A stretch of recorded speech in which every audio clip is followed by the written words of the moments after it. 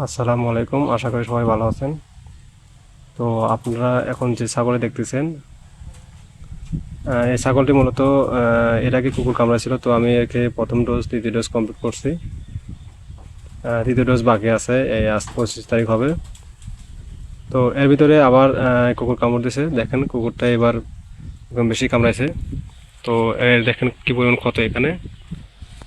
এই দেখেন, এখানে একটা ক্ষত, এখানে একটা ক্ষত, এই পাশে আছে। মোটামুটি ভালোই কামড়াইছে। তো আমি যেহেতু তৃতীয় ডোজ এখনো কমপ্লিট করি নাই, তো আমি ফার্স্ট টাইম যে চিকিৎসা দিছি এটাকে সাবান দিয়ে 10-15 মিনিট, বিশেষ করে বাংলা সাবান যেটা আছে, তো দেওয়ার পরে আমি একে একটা ফার্স্ট বেড অর্ধেক খাওয়াইছি, যেন একটু জ্বর না ওঠে, ব্যথা একটু কমে যেন। তো ব্যথা ইঞ্জেকশন করা যাবে কিনা এটা আমি শিওর না। তো আমি বিকালে ফার্মেসিতে যাব। আর এই তো একদম একদম সোজা হয়ে গেছে, নড়াচড়া নাই।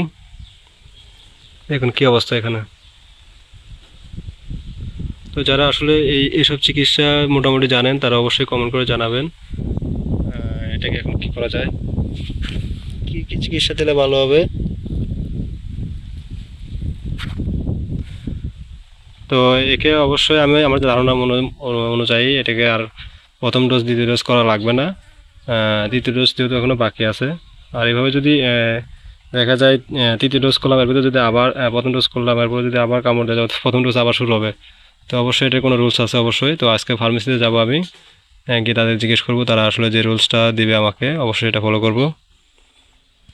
তো এই মুহূর্তে যারা যেখান থেকে দেখতেছেন, বিশেষ করে যারা পশু পাখি পালন করেন, তারা অবশ্যই কমেন্ট করে জানাবেন তো এটা চিকিৎসা আসলে কেমন, কিভাবে দিলে ভালো হবে।